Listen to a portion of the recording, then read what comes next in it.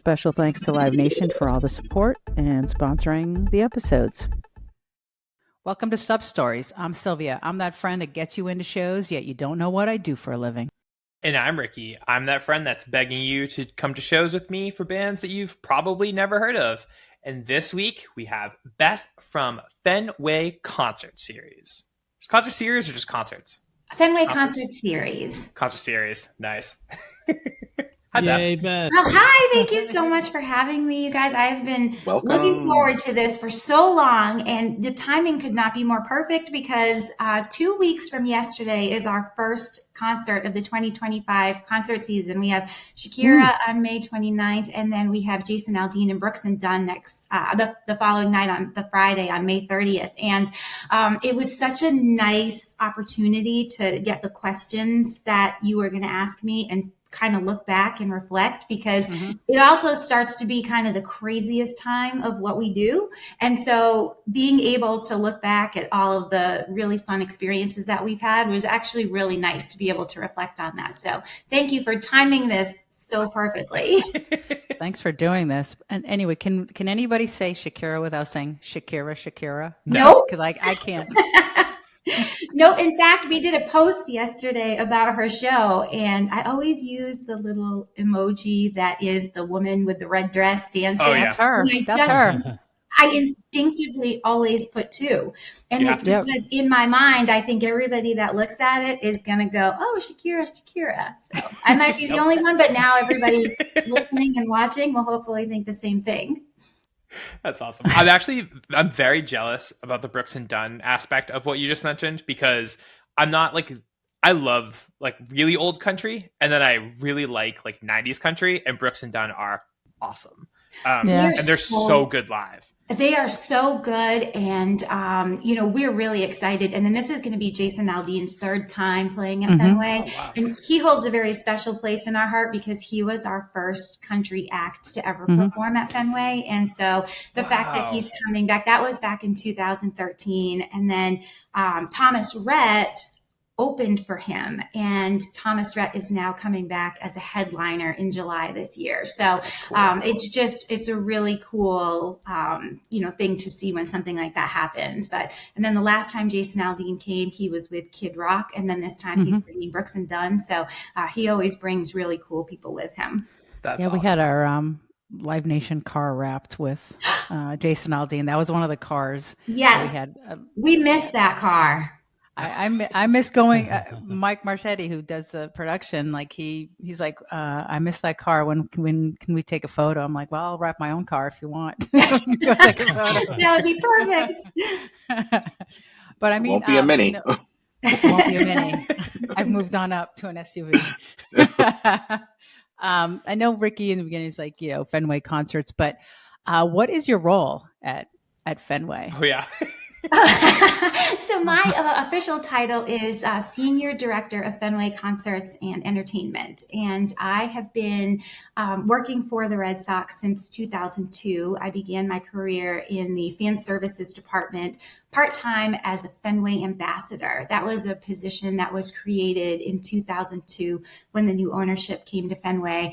And it was basically a role for you to be sort of the front line for the fans that were coming to Fenway. So, answering phone calls, answering emails, going to events, being there on game days, just kind of being the first line of defense if someone had a question or a concern or an issue or a compliment, anything like that. And it was a pretty rigorous process. At the time, there was something called Boston Works. I think it was with Boston Herald, and it was sort of where, they would post jobs. And at the time, I was working at a company called Bright Horizons, which does corporate childcare. And I was doing marketing and public relations. And I had grown up a Red Sox fan. I just think growing up being, born in New England, I'm from Westport, Massachusetts, which is about an hour south of here. And I always loved the Red Sox. I probably went to more Pawtucket Red Sox games than I did Boston Red Sox games because we lived closer.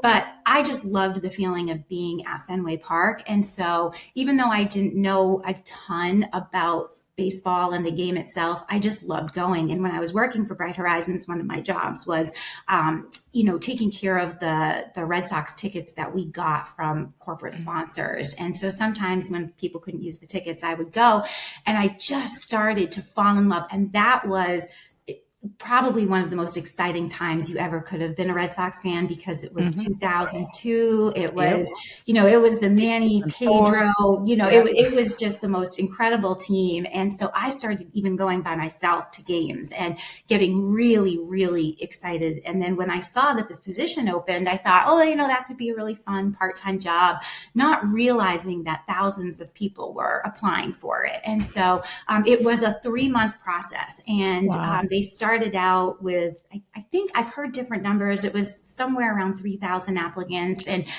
we basically would go in and do different things. And they would have people from the office that, weren't wearing anything that said they worked for the Red Sox. So they were kind of undercover, and they would do certain things like, drop papers in the elevator and see if you picked them up, or they would watch how you, interacted with people. And that was in May. Undercover boss. It was kind of like undercover boss. Yeah. Exactly. And, and now I think had they done this a little bit later, it would have been a really interesting reality show. It was, sort of a really cool competition.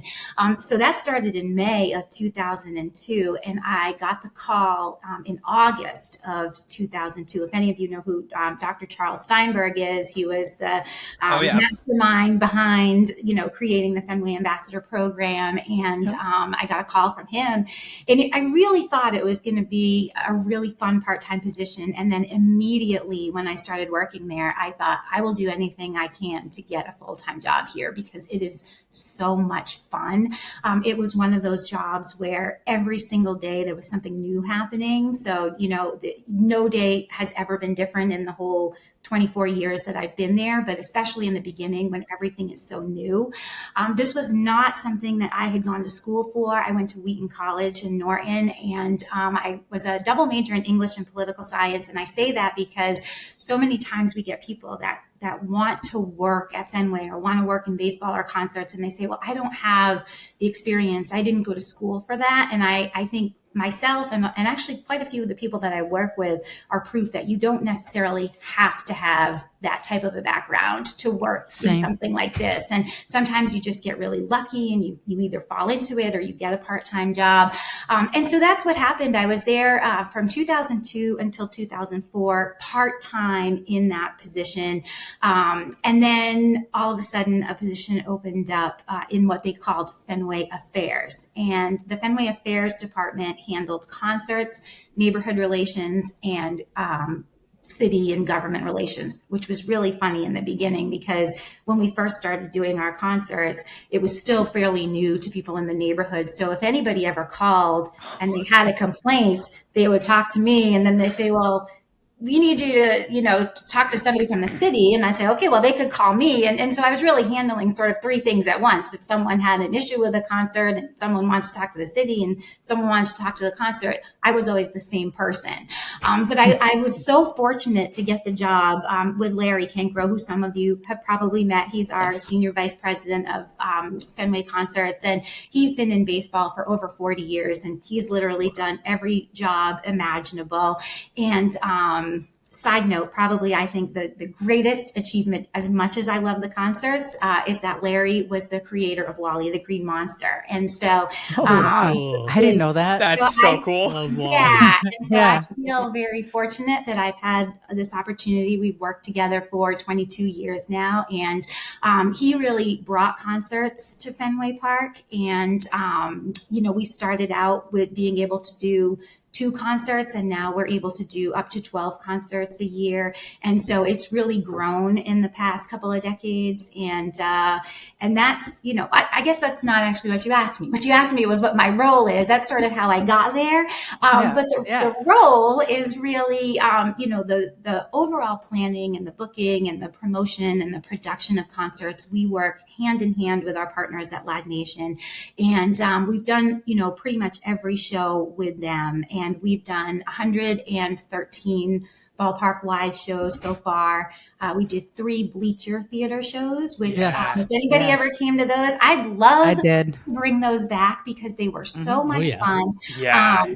I don't know. I saw Jack White in the bleacher theater. It was like one of the coolest moments. Right. It's so intimate. And it started in 2011 with probably one of the coolest Boston shows ever. It was Dropkick Murphys, Mighty Mighty Boss Jones, and Street Dogs. And I don't know if you were working. I worked there, and so cool. Actually, there's a Dropkick Murphys Live at Fenway album that was released from that, and I'm on the credits for that. All right. Well, you should be, because if you were working the guest list for those shows, they were long. Yeah, and it was very much. I'll go back to that, but I was going to mention earlier, like when you said that you were there, like right the Bruce Springsteen show. There were concerts at Fenway's like back to the 70s, but the 50s, in 50s even. Right? Yeah, okay, yeah. So it goes back, but like the Fenway Concert Series, what we know, this whole time you've been there with Larry, everything.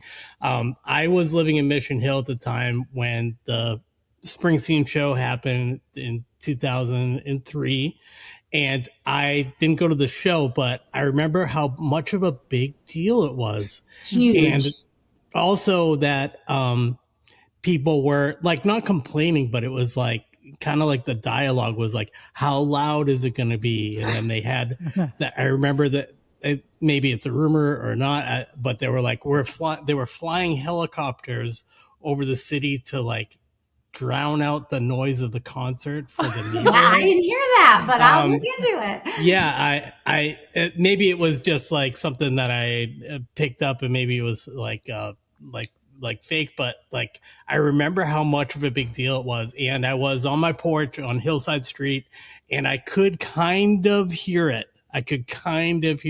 Because it was very close by, you know. I love that. But then kind of you're talking about the bleacher. You call it what do you call it? The theater. It was officially called the Bleacher Theater.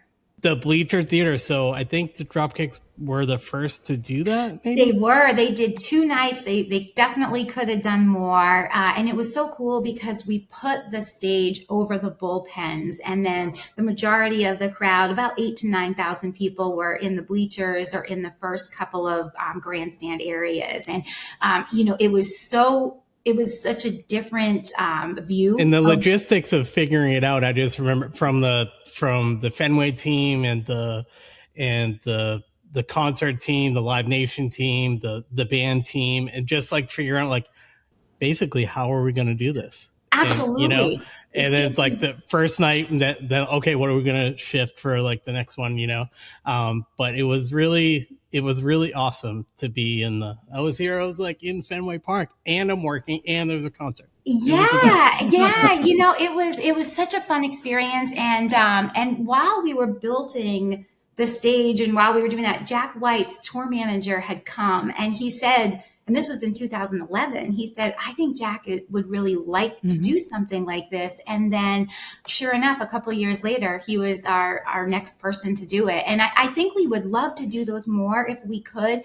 But when we have the opportunity to use the entire ballpark, a lot of times that's what we'll end up doing. And it's such a perfect storm when you can find a date when a concert can happen.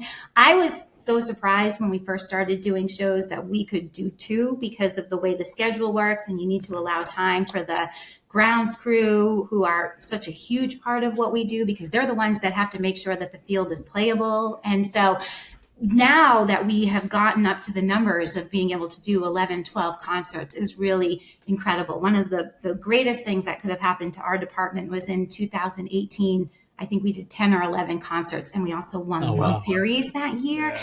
So I thought, okay, well, that was definitely a playable field. If we could win and do that, then we're in pretty good shape. But, a major shout out to the grounds crew because they are MVPs when it comes to concerts. A lot of other ballparks reach out to us and they say, how do you guys have so many shows? And a lot of the credit goes to them.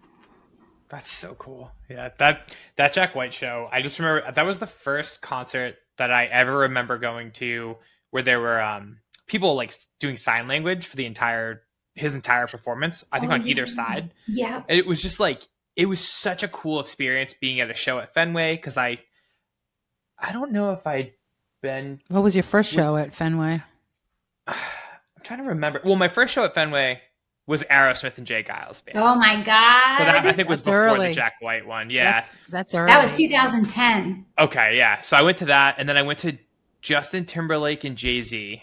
Ooh.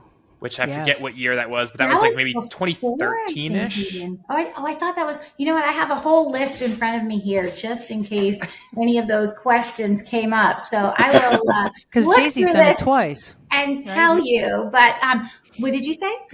Didn't Jay-Z play Fenway twice? Once by himself and then with? No, he has not played Fenway by himself yet. But if Jay-Z sees this, we'd love you to come back. Yeah, so. If Jay-Z sees this, I'll die. Yeah. The best moment of my life. Come back and play anytime. He did play with Justin Timberlake, and that was a really fun show. That was so Big much fun. Pimpin', yeah. Yeah, I've seen like Pearl Jam. I don't know, probably 5 or 6 times there. Like it always starts as like, I'll go to one of the nights, and then next thing I know, I'm at both of them, and yep. Every time especially now when they start saying that they're going to play different set lists each night, it's really smart on their part. And you know, this year, especially Pearl Jam, their set lists were completely different. The 2 different nights. I couldn't make it to the last. Was it last fall? I think like September or something. Yeah, I had a baby, and my wife gave birth to our daughter in August, so I was like, I gotta put a little bit of a break on my shows for a minute.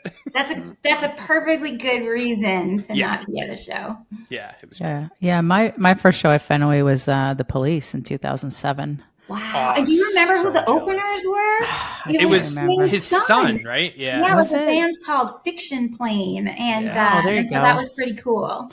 Yeah, I had never been in the outfield. Like I was just like, what is happening? I don't know. I didn't know what to expect. So it was really wild. I was like, first of all, it's The Police, and you're like, oh man, this is so iconic. And you know, I was hanging out with I went with my friend Andy, not our Andy that we all know, but a different Andy. But yeah, it was amazing. And then from then on, forget it. It was like any show I could get to, I'm definitely going. And of course, Tom Petty and the Heartbreakers. That was one. That was my last show that I saw him at, and I remember. I think it was you that let me go into the Green Monster, and I was like, that was very iconic too. Cool. She's like, you want to see where he signed it? Yes, I do want to see where he signed it. He did sign it, and what's so cool is, you know, Chris Elias, who worked with Live Nation, and who for I think 2 decades worked behind the Green Monster, and he had put he's the biggest Tom Petty fan I've ever met in my life, and he put these quotes in paint from Tom Petty up behind the Green Monster. And I don't think Tom Petty was prepared to see that when he got back there. And it was a really cool moment when he went, you know, when he went to sign the Green Monster, and he's part of our ballpark. There are, you know, Tom Petty quotes behind there, thanks to Chris putting them up there. But that was one of the greatest shows I think that we ever had, was Tom Petty. And obviously we were very sad when he passed away, especially because he is somebody that we absolutely would have wanted to come back and play at Fenway. So we're really thankful that we had him, you know, when we did. Yeah, so it was. I mean, there we go into some of the stories, right? I think that brings up, you know, before Fabio, we must mention again, he was late. This is the second episode he's been late too. So 4 minutes is not the same as 15. I would. And so Lady Gaga joined us before we went on air, and we completely missed her. So she says you're off the fan club. But no, so Beth was telling us a story about, you know, some stories about Lady Gaga. So you missed it. But I'll tell you later, so don't worry. I won't bore them with it, but I'll catch you up for sure. Yeah. Thanks, she Beth. hung out with her mom, by the way. Her parents were lovely. And yeah, you know, that's really, people always say, you know, her parents would seem like they would be like absolutely lovely people. Absolutely wonderful people. Like, I don't know. Like, really so nice about them was we were walking around the ballpark, and they're very active, I think, in her career. And so a lot of people know who they are and recognize them. And people were as excited to see her parents as they were probably that if she was there with them. And her parents were so nice to everybody. And so for me, and I think that the four members of my department, which is me and Larry, and then Brendan Albertson, who's our Fenway Concert Superstar. Specialist, and he's wonderful, and Harrison Sears, who is our Fenway Concerts assistant.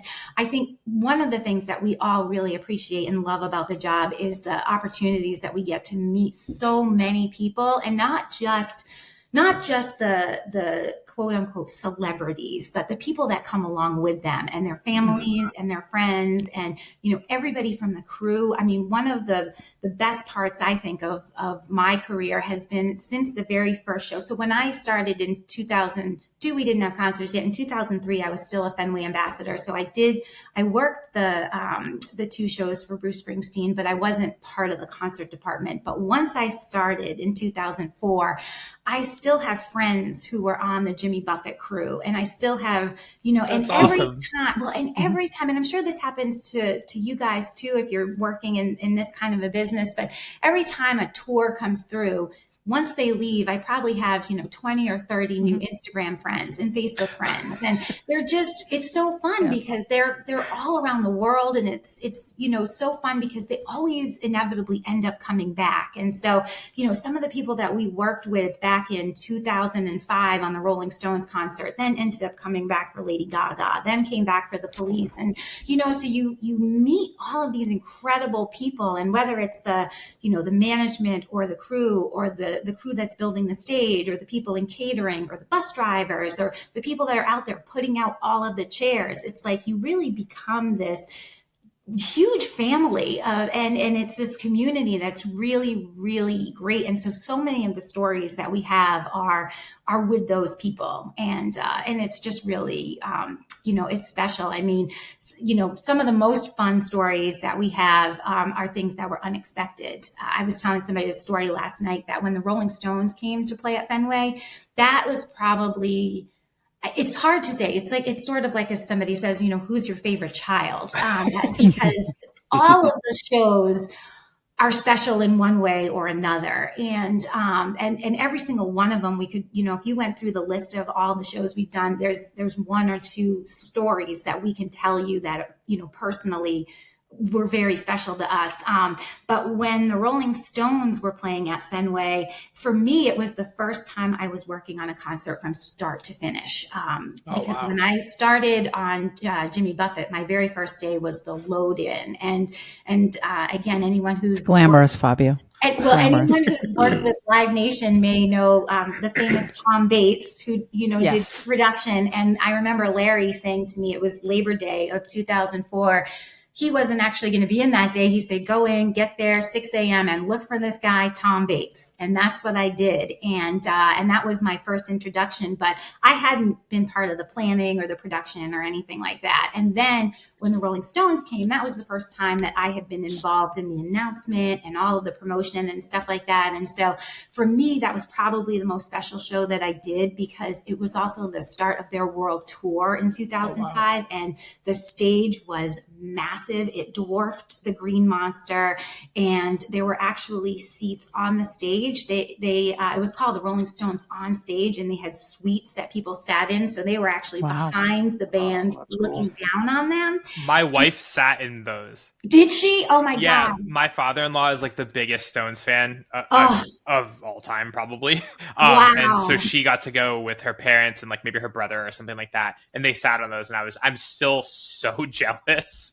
It's like the coolest thing ever. It was the coolest vantage point. And even now that I think about it, back then they were pretty ahead of their time, being able to do something like that.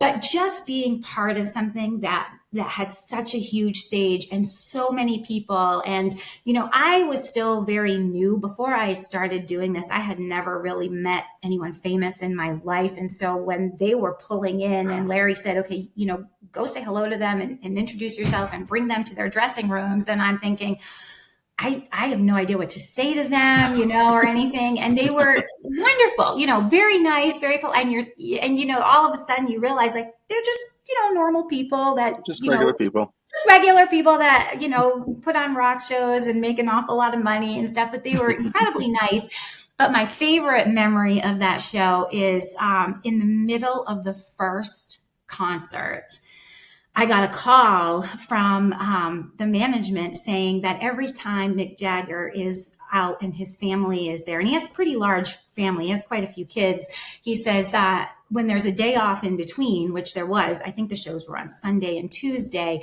he always likes to take a yacht. And could I find a yacht for, 10 a.m. the next morning? And they were so nice about it. It wasn't this pretentious, like, oh, he needs a yacht. It was just like, he likes to go out with his family. He likes to go out on the water. They want something private. And I just remember finding my boss and saying, what do we do? Mick's looking for a yacht. And you know what? We found one, and they had a wonderful time. And that's probably the biggest ask that we've gotten. Obviously people always call and they say, oh, this person wants a golf time, or this person wants to do this. And we try to accommodate as much as possible. But now when someone calls and says, well, we have a really big ask, I think, is it a Mick Jagger needs a yacht ask, or is it we want to go inside the Green Monster, which is also awesome, but much easier for us to do on the fly. So, if you can handle the yacht, you can handle anything. That's right. And I always get that stuff always gets dropped on me, and then you figure it out, and then you're like, oh, that wasn't a big deal, but it really is a big deal to get a yacht. But you make some phone calls and you figure it out. For a yacht, call me. Yeah, okay. You've got the connection. That's the best. Optic Murphys, I'm calling you. Yeah, call. Summer is coming. Yep. So some time on the water. Right. So it's just things like that where you sit and you look back and you go, wow, I can't believe we get to do this. I can't believe that we have this position that, I always say we get paid to do what people pay to do. And sometimes we do things that you can't pay to do. But really, I think it's the people that you meet. I mean, Fabio and Ricky, I'm just meeting you now, but I guarantee we are going to be Facebook and Instagram friends after this. Oh, yeah. And Clay and Sylvia, we've known each other for so long, and it's these connections that you make and the people that you get to know are really great. And for me, on a personal level, it's been exciting because a lot of the bands that I grew up absolutely loving have come and played at Fenway Park. And it's sort of one of those things. I mean, I was a huge hair band metal fan. I still am, but growing up and swearing that someday I was going to marry either Bret Michaels or Joe Elliott, and then meeting them and being able to, to talk to them. And, they always say, oh, you shouldn't meet your idols. You shouldn't meet your heroes. And, I feel like I've been incredibly lucky that all of the bands that I really looked up to have all been, even nicer than I ever could have expected. That's cool. I think, if there's one band that I've always wanted to play at Fenway that has not played at Fenway, it's Bon Jovi, because they've always been my number one band of all time. Yes. And, we've come close a few times and it just hasn't worked out, whether it was because the timing or they wanted to play arenas or whatever. But I did have an opportunity back in, I think it was around 2006. If you remember Dave Marsden, who is incredible in booking with Live Nation.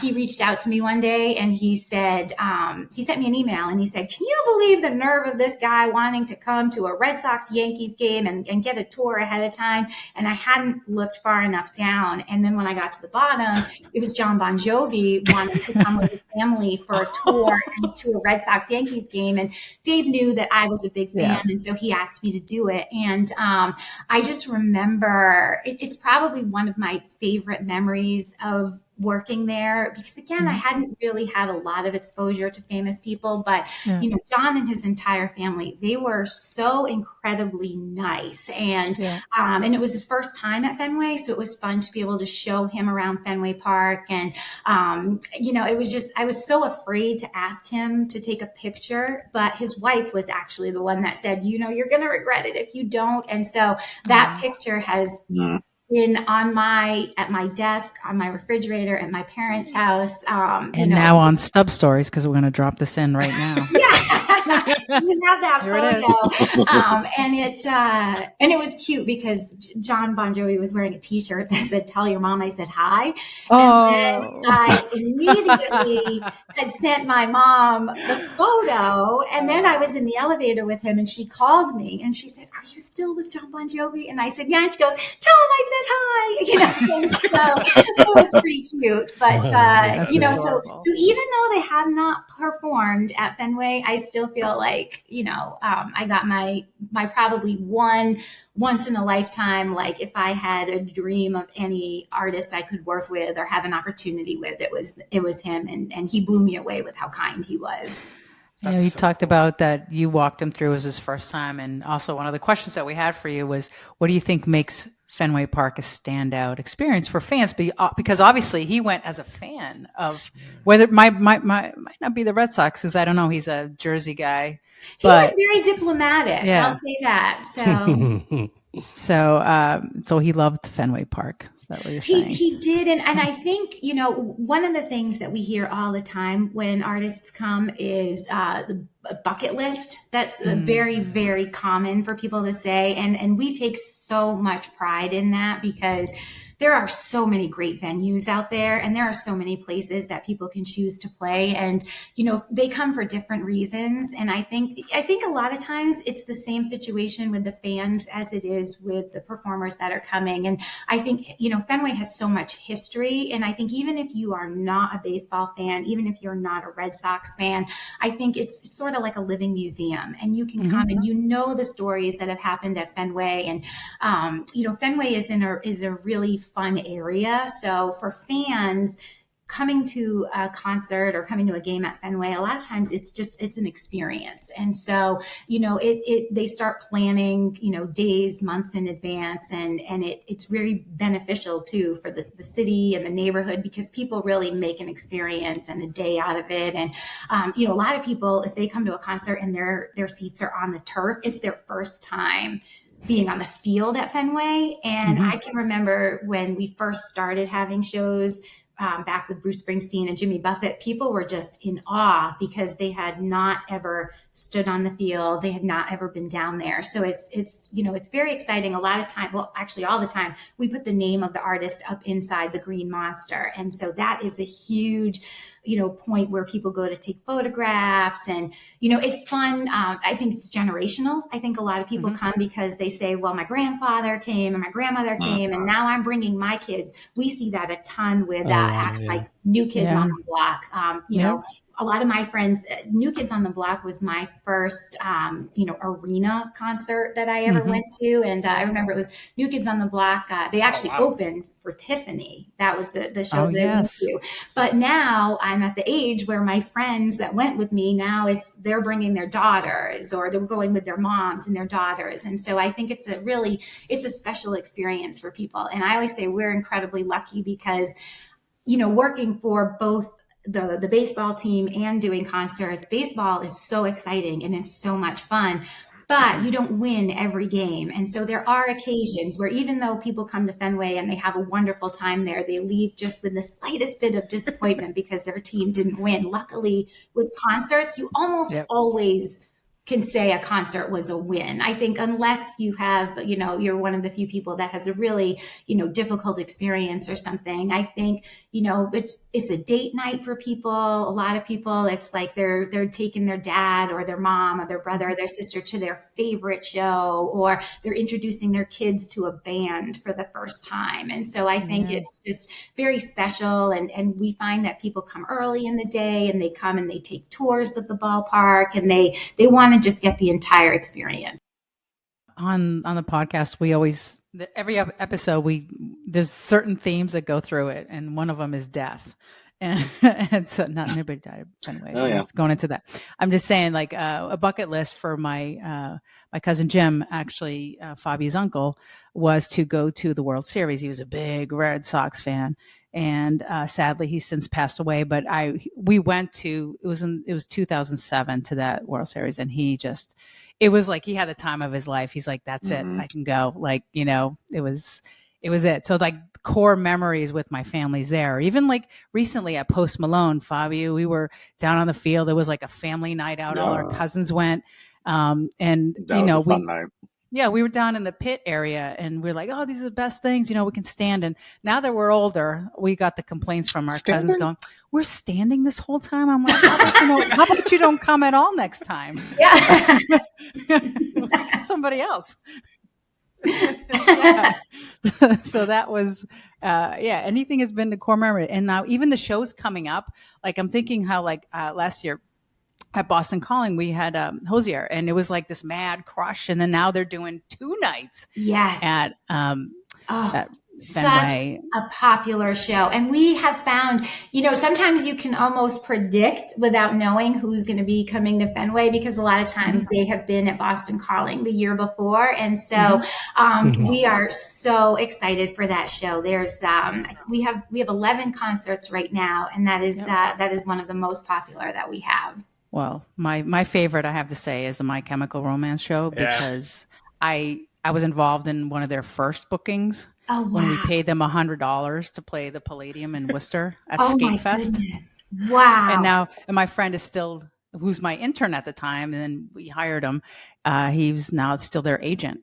And to him, that's a bucket list because he's from Boston. And like, we're playing Fenway. And I'm like, dude, I'm so proud of you. Like, that's just amazing. So it is definitely also one of our most popular shows. And people, I have not seen any of their shows yet, but everybody tells me you have to see one of their shows. So I'm excited because at the moment we don't have a show the next day. And when we don't have a show the next day, I can usually watch a little bit more of the show that's happening because I'm not getting ready for the next day. So I'm incredibly excited. And you just touched on something that is another one of, I think, the best parts of what we do. And that is being able to see bands that, are starting out in smaller venues, and then they get to their dream venue, which, might be a Fenway or a bigger place. But I think that is one of the greatest things that we get to do is we get calls all the time from MGM and from House of Blues and,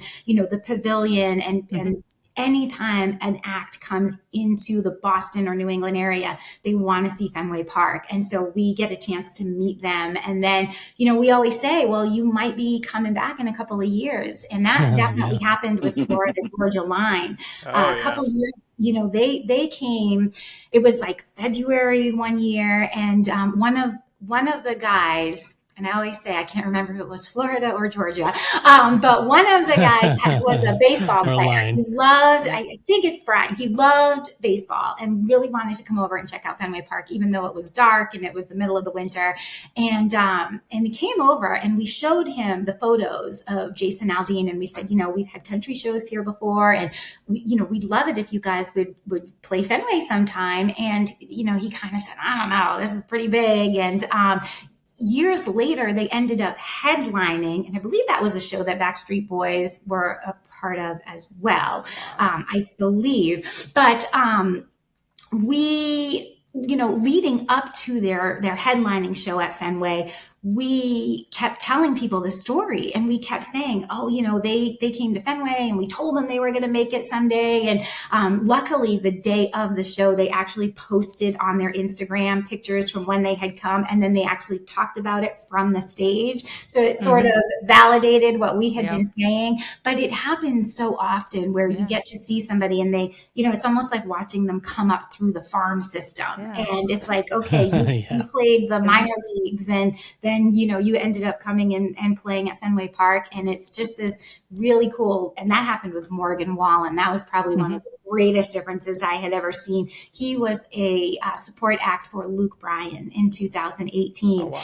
And, I don't know how many people were out there, but it was still light out when he was out there playing. I mean, he was one of the very first acts to go on. And there were hundreds of people there, maybe a few thousand, but he then, 5 years later sold out 3 shows instantly at Fenway Park. I mean, he probably could have done 5 or 6 concerts there. And I almost teared up when he got up and said, I don't know how many of you were here back in 2018, but I was an opener for Luke Bryan, and I just sold out 3 shows at Fenway Park. And so to see that progression and particularly when they're really nice, and then you see and they they move up, and you get this sort of like almost proud parent feeling, like, wow, they made it. So I always or even like Noah. Oh yeah, absolutely. Noah Khan, when he played Brighton Music Hall and they misspelled his name on the marquee. Yeah, but they call him Nathan. And then it was at Fenway. He's showing that, and he's like, "See, if I can do it, you guys can do it." That's incredible. It's amazing.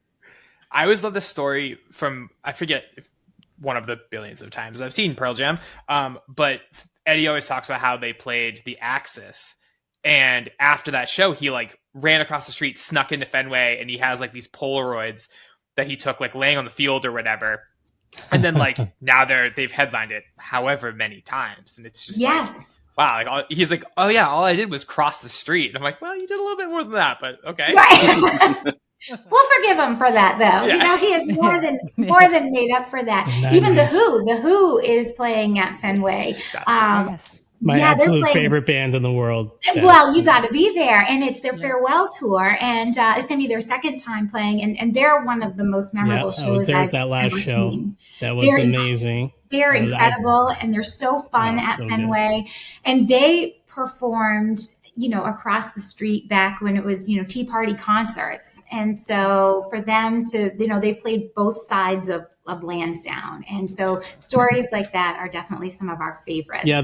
In MGM Music Hall in the dressing room, there's like these old, I don't know, they're probably like recreations, but like old posters of Dawn's from like the first Zeppelin shows, the first Who shows, Tea Party concerts.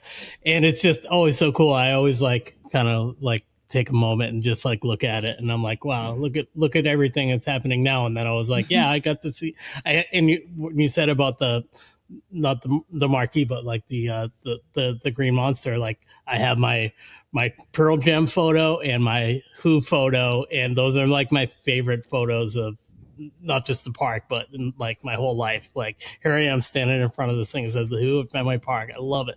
Oh, I love that, Clay. Well, that's what makes it worth all the hours and what we do is when somebody's happy like you are. So last year when Blink-182 played, so Blink's my favorite band of all time. No. If you couldn't figure it out from like behind me, I've got a Blink tattoo. Like they're literally my favorite. Feel some respect on that poster back daughter's there. middle name is Blink. Wow. Yeah, no, is your middle name Blink? No, I wish. The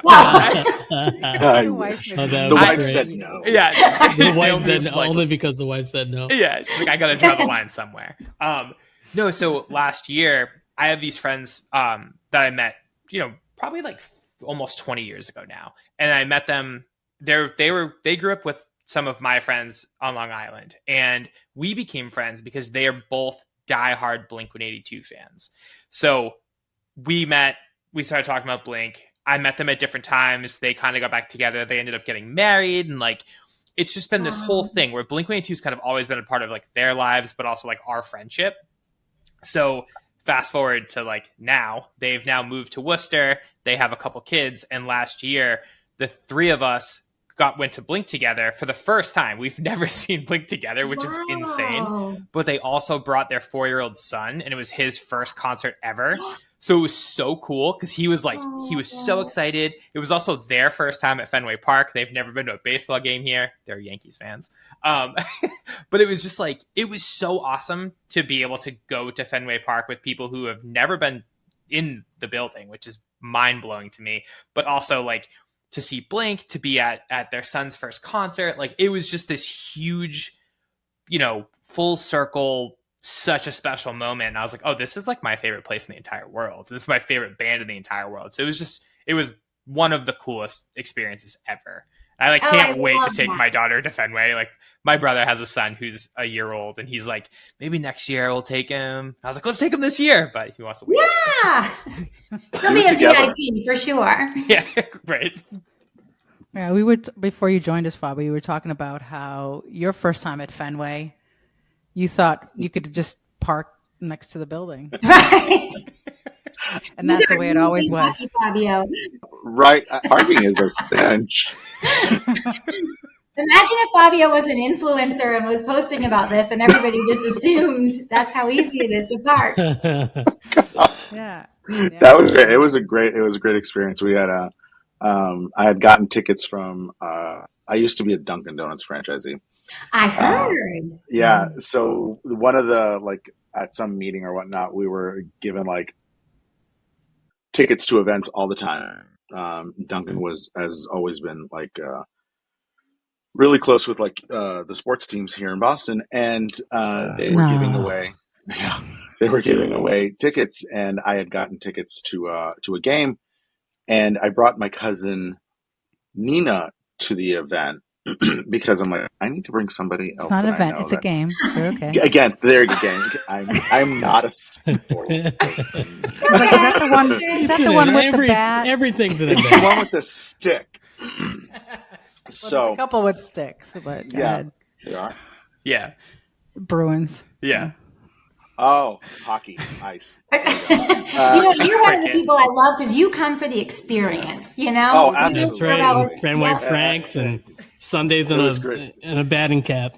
And Yeah. I mean, we had really good seats. Like I had tickets to the Duncan Suite at the time. Wow. So I was like, oh my God, I can do baseball like this. This is great. And my poor cousin Nina is literally explaining to me, like, this is what this means. This is what that means. Like she's all about baseball. And I learned so much that night.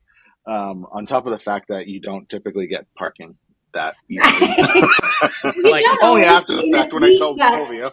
And Sylvia was where did you park? At the mouth. Wow. Fabio parked in with the players. Like, he's like, oh, whatever, no big deal. Like, Yeah. He was playing third base by the end of it. yeah. But then he did go back on purpose for a concert and didn't. Yes. Where'd you go see? Lady Gaga. Of course. Have to. Was that the first time she played or the most recent? Oh, very cool. It was the first time. Yeah, it was the first time that she played. That was very special because she was our first female headliner. So that was a really cool time for us. Yeah, that was amazing. It was a really, awesome really, show. It was a great experience. It was just being there, and I was like, wow, this is just, you can feel this. There's a sense of Fenway has a weight of history to it. And then when you have like these artists perform there, there's like this other level that's put there, and like if you just open yourself up to it and just like take it in, it really makes the whole evening just that much more special. Yeah. Did you cry? Thank you. We're going to start using Fabio on our concert ads and stuff. That's a great description of the concert at Fenway. So thank you. Yeah, that's how I felt. It was just kind of like, wow. Yeah. I love it. It is the There you coolest. Beth, do you have, so I know you said Bon Jovi, but do you have any other like dream artists you'd love to work a show at Fenway? Yeah, I have a couple. I used to always just say one, but I have a few for a few different reasons. And I think one of the things I love is if there's an act that's playing that like my family, my friends are really excited about, because that like adds a whole nother element of excitement of being there and putting the show on and having people that you really care about, knowing that they're having a good time. So, I've always wanted us to do something like an Andrea Bocelli or an Andre Rieu, because it's, I know that my mom and dad would love something like that. I think it's a little bit of a different demographic. Personally, I know like me, my brother, my boyfriend, like Metallica would be a really big one. I think they would be really fun at Fenway. I've been really lucky that, like I was saying, a lot of the Poison and Motley Crue and Def Leppard and Aerosmith and Journey, they've all played Fenway. But I would also love I'd love Bruno Mars to play Fenway someday. Yes. He was one of the acts that we had because we're partners with Live Nation on the MGM Music Hall. So one of the first acts was Bruno Mars for performing there, and he has so much energy and he's so much fun. And I just feel like I put him in sort of the Pink category. I don't know if anybody was there for the Pink show at Fenway, but we hear a lot that was people's favorite show of all time because, you know, she's so energetic and her music is so good, but she's also got that element of flying around the ballpark and, you know, sort of doing the unexpected. So someone like that. But also back to what I was saying before about an act that sort of comes up through the music system. Back, I think it was 2 years ago, it was December, and if you're friends with me on social media, you'll see that I post about these girls a lot. But there was a day where they were doing the Boston Common Christmas tree lighting, and we got a request from an act. It's a sister duo from North Dakota. They're called Tiger Lily Gold. And I had actually heard them on Spotify before. They were on a couple of my playlists, but I didn't know anything about them. I didn't know what they looked like. I didn't know who they were.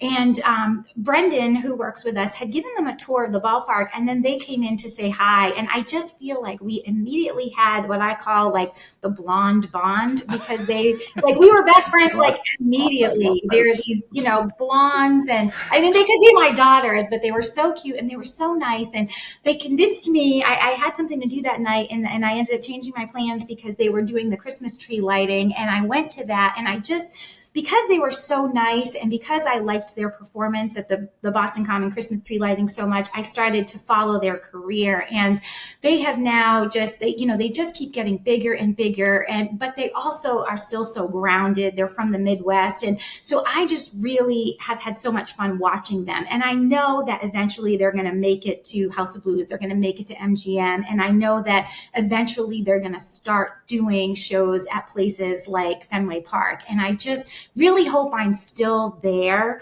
when they get the chance to do that. And whether it's as a support act or whether it's at the headliner, I just feel like having the chance to see somebody that started their career doing the Boston Common Christmas tree lighting and just or not starting their career, but starting their career as far as I knew it. And then, you know, going up and watching them go to different awards shows and things like that. I absolutely love that. So they are definitely one of my sort of dream acts that we would have at Fenway. We have another act that I put into that same category. They're playing with Thomas Rhett this summer. They're called the Castellows, and they're yes. And I went to Boston Calling last year specifically to see that because I had only seen, I think the algorithm on Instagram put them into my Instagram feed because I followed Tiger Lily Gold, and they're three blonde sisters, and they're young. I mean, I think they're in their early 20s. And I remember my brother and I went, and they were one of the first performers on the Saturday. And so they went on maybe around 2:00, but they had a good crowd, and I was just blown away by them. And I remember saying, like, I really hope we get them at Fenway someday. I had absolutely nothing to do with them being on the Thomas Rhett bill, but I will take credit for telling people now how great they are. And I am so excited to see them perform there because it was, again, seeing their Instagram and seeing them playing county fairs and small venues, and then getting to Boston Calling and now making it to the stage at Fenway.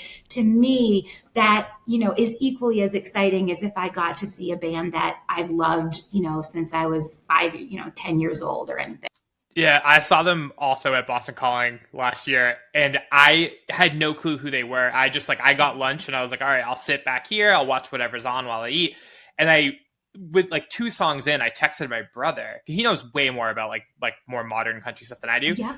I texted him. I'm like, have you ever heard of this band? He's like, no. I'm like, you need to go check them out. Like, they're insanely good live. Their voices are incredible. Yes. And then, I did see their playing. Unbelievable. Yeah. Well, Ricky, you're going to take the other credit for them playing at Fenway now. I'm going to say it. You and your brother got that to happen. Stop. We both put it out in the universe. We so did. An artist that said that he wants to play Fenway has been Jelly Roll.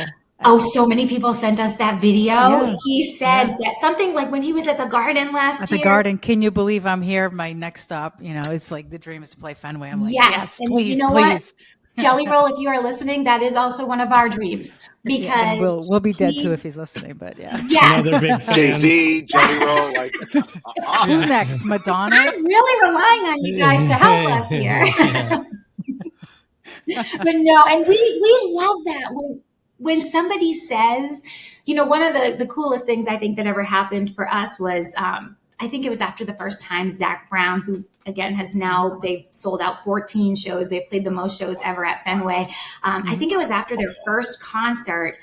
He got up and said, this has been the greatest night of our career, something along the lines. And Rolling Stone picked that up, and it ended up being part of a headline. And so for us, it's just so nice because we can say it all the time. Like, we think Fenway is wonderful. We think people should play here, and fans can say it too. And artists definitely do listen to the fans as well. But when another artist comes out and says that they had a really great experience at the ballpark, that's something that we really strive for. So, as important as it is for them to have a great show on stage, we try so hard to make Fenway a really fun and comfortable and exciting place for them to come. And, just with the, trying to do special things for them, like, touring the Green Monster, going in and signing it. It's a great place if people have kids, because most of the time their kids want to come and they want to go on the field and they want to, be at a ballpark. And so for an artist to go out and say that they love playing at your venue is probably one of the biggest compliments that we can get.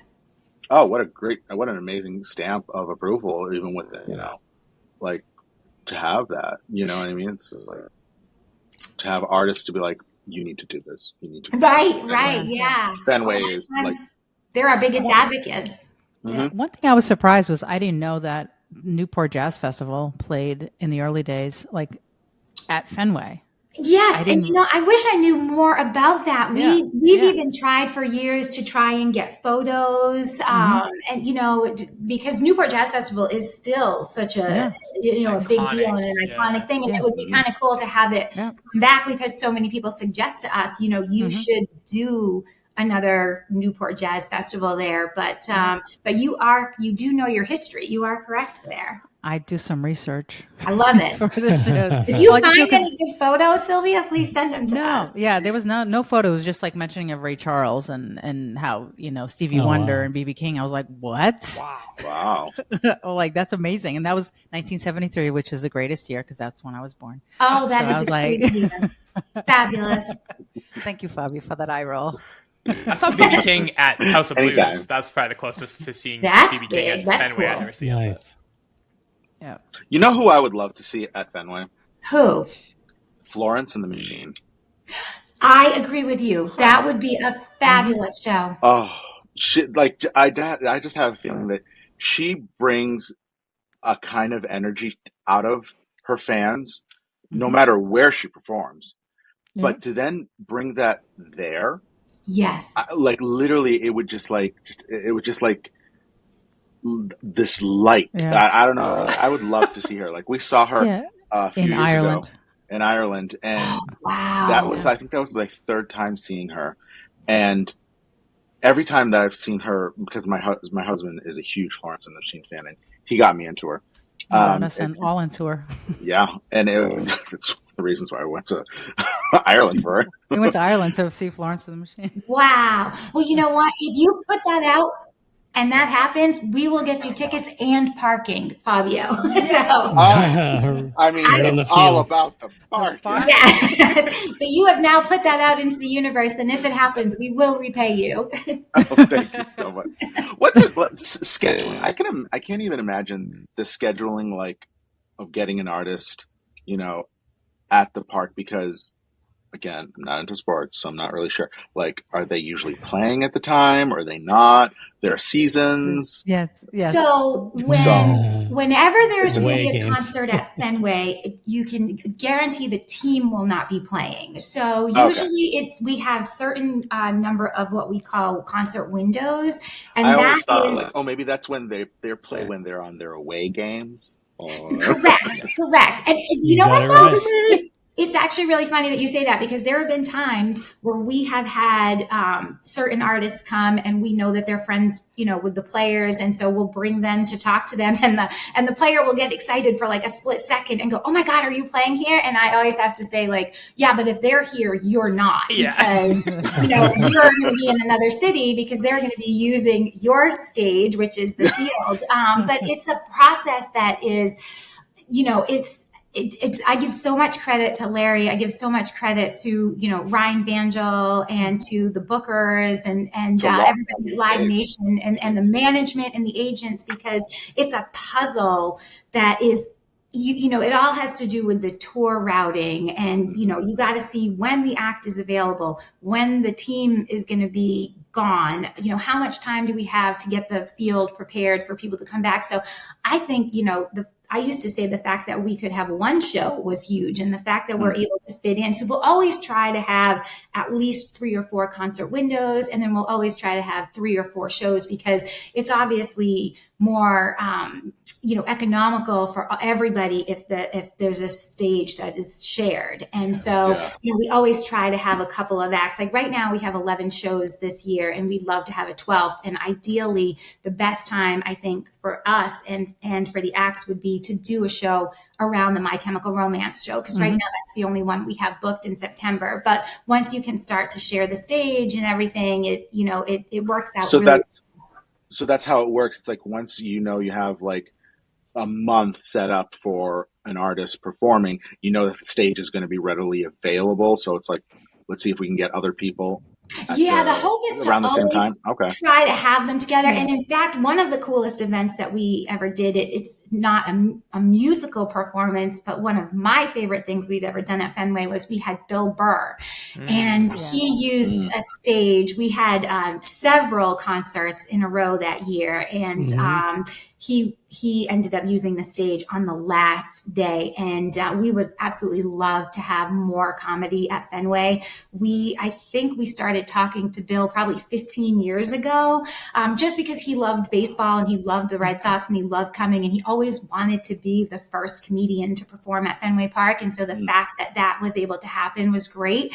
So now if, ultimately, if there's a weekend and there's, a lot of acts these days, particularly the more classic acts, they won't play 2 nights in a row. They want to give their vocal cords a rest, or so they'll play on a Friday and a Sunday, and so you've got that day in between. But a lot of times they don't want to change their stage, because a lot of them have, very specific stage setups. So doing something like putting comedy in the middle there is actually a great opportunity, because you're using the same stage, you get, as many fans coming in. It's a little bit different. So that we've only done one so far, but we would love to do more.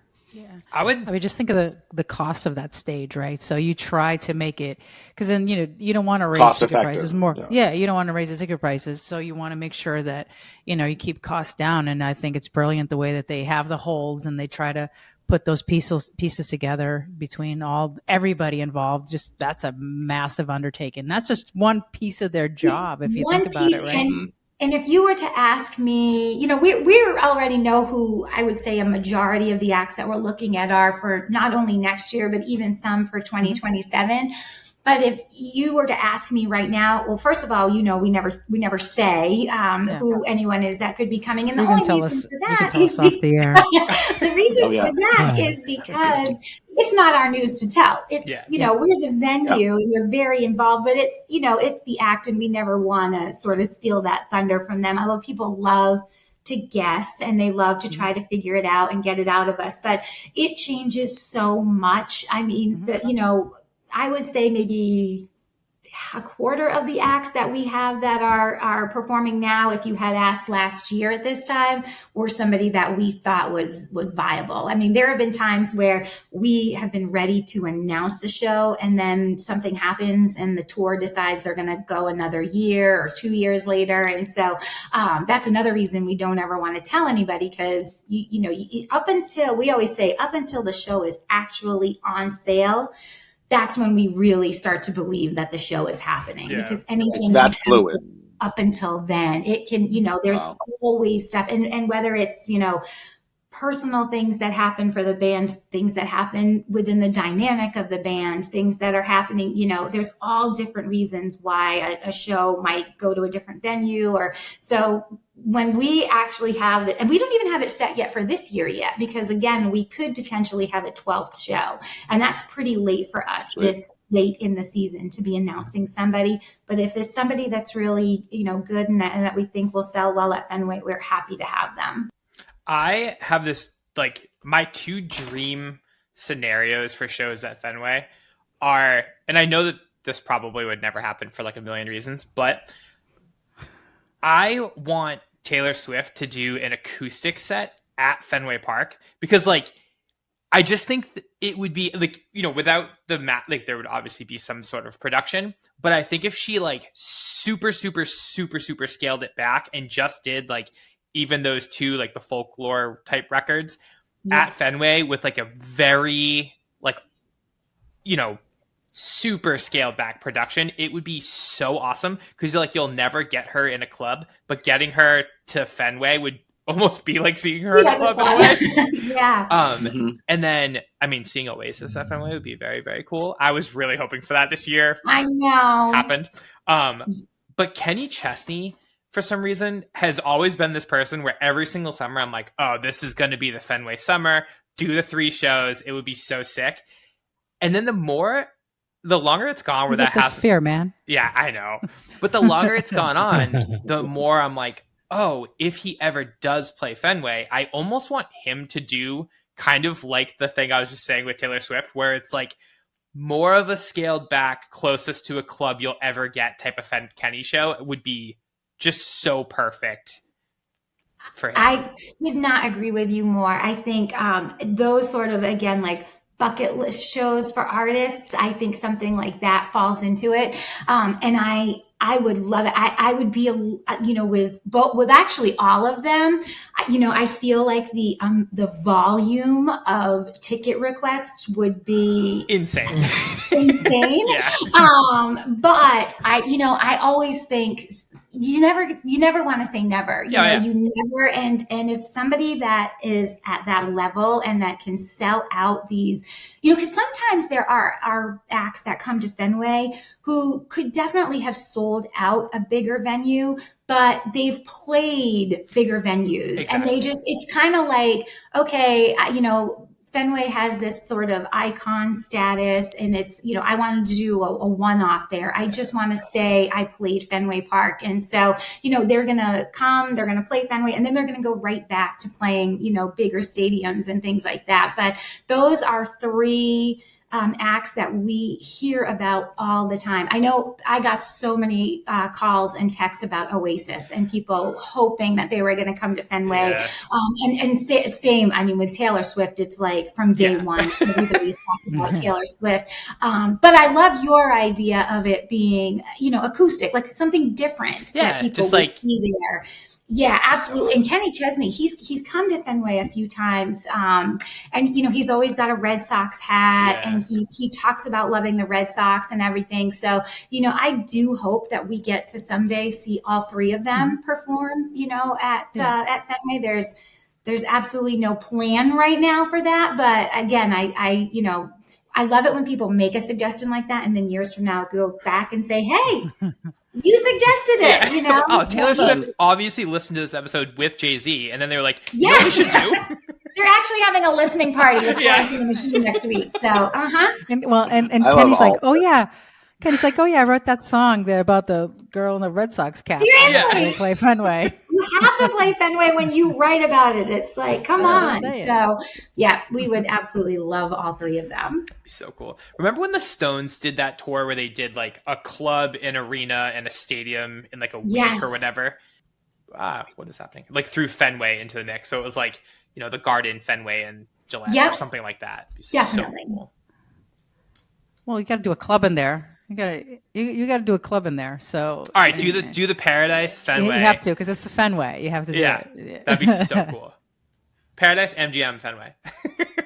Yeah, love it. Like, you know, get rid of the other stuff, because that's true different sizes, right? I mean, so there we go. And having MGM next door has been such a unique experience for us, because almost every act that comes through is excited because they're like, oh my God, I can walk out through the loading dock and I'm looking at Fenway Park. And so for us, it's so cool because, you know, they'll come over and it's like this just constant advertising of the ballpark and how fun it is to be right next door to it. And, you know, cool. it's just I don't know. I know there are definitely other ballparks that have venues close to them, but I don't know if there are any others that have an actual music hall connected to the ballpark. And so it's a fun. That's pretty unique. And it's cool because, when the band is performing, like, I think it was Chase Rice was playing on opening day, and he was performing at MGM, but was able to come to the game, beforehand. And then, then they get on stage that night and they go, oh, wow, I got to spend the afternoon at Fenway Park. And it's just a nice sort of, marriage between everything that happens in that area. And same thing with House of Blues being right next door. Mm-hmm. We just get so many people wanting to come. I think, next weekend we'll probably be overwhelmed with requests from bands that want to, they're playing at Boston Calling, but they want to come to a game when they're not playing. And so it's kind of fun for us because it's a little introduction for them to see what Fenway Park is like. And we can say, hey, you're playing Boston Calling, but next time don't come for a game. Next time come and actually perform. For my job, I run social. So all the bands that play that I don't follow, I'll see their posts through the work accounts. And whenever they play House of Blues, there's always the iconic shot from standing outside House of Blues of Fenway. Yep. And then when they play MGM, there's the iconic shot of them at the top, taking the photo. And I'll see it if they're bands I like and follow. I'll see them on my personal thing, and if they're ones through work, it's like that. Those two photos show up in one of the feeds multiple times a week. It's the best. Man, well, we've anything else we want to touch on? 11 shows. I'm looking at the schedule, starting off with Shakira on May 29th, heading out to Jason Aldean and Brooks and Dunn on May 30th. I know. Hozier on June 23rd and 24th. Lumineers July 17th and 18th. Thomas Rhett July 19th. Jonas Brothers August 23rd. Oh, with Marshmello. There you go. Oh, there you go, Fabio. Wait, that's Fabio. What? Jonas Brothers with Marshmello. Really? Yeah. Last time they had Kelsey Ballerini, and this time they have Marshmello. Interesting combo. Mm-hmm. That's going to be fun. I feel like they're doing sort of an eras tour type of thing where they're playing different, eras that they've played. So that's going to be a really fun one. Yeah. I think you're out of the country, Fabio, but cool. What day is that? August 23rd. That is August 23rd. I am. My schedule does not allow for me to participate. We'll take some videos for you. Okay. No, we won't. Then continue. We have Chris Brown. I'm at the show. Chris Brown, August 25th. The Who, August 26th. And then My Chemical Romance, September 7th. Maybe more. We don't know. Maybe more. What's the website that people should check out? They can go to redsox.com/concerts. And they can also follow us on Instagram. That's probably the easiest way to learn about, any announcements, any information about the concerts. And then once you're at the show, it's great because we always post if there's any weather issues or anything like that. Our Instagram is probably the best. And then on there, you can just click on the link. That's the redsox.com/concerts, and you can, directly go. And I think for not all of our shows, but a good number of them, there are still some tickets available. And, I always encourage people to keep checking, because even if it's a show that you think is sold out, you guys know better than everybody. There's production kills and all these things. And then all of a sudden, as the show gets closer, there's more tickets becoming available for stuff too. So even better seats that you might get. I always tell people that, sometimes you feel bad because the people that got the seats immediately, they have good seats, but then somebody comes at the very last minute and they're like, whoa, I got these incredible seats. So yeah. That would be Fabio. And probably got free parking.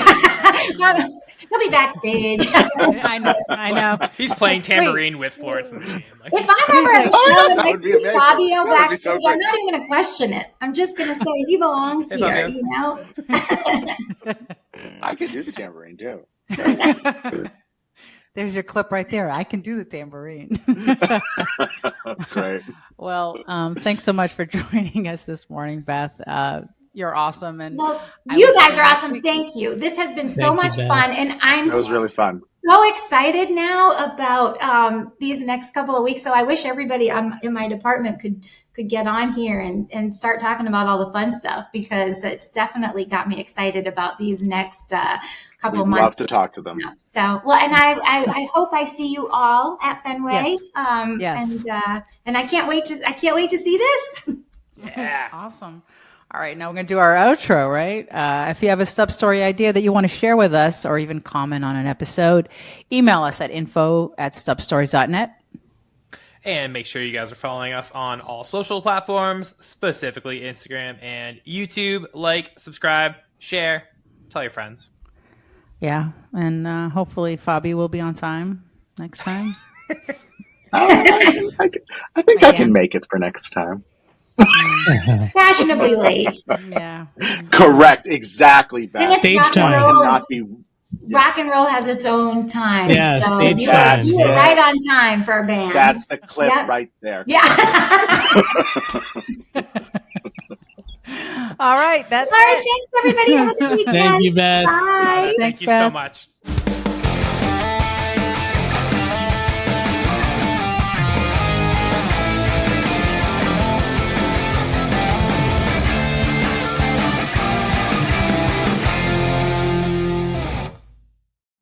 Hi, this is Sylvia. And I'm Ricky, and we are Stub Stories. Please follow us everywhere you listen to podcasts. You can find us on every social media channel. Make sure you're following our YouTube, like, subscribe. And check out our website, stubstories.net. Special thanks to Live Nation for all the support and sponsoring the episodes.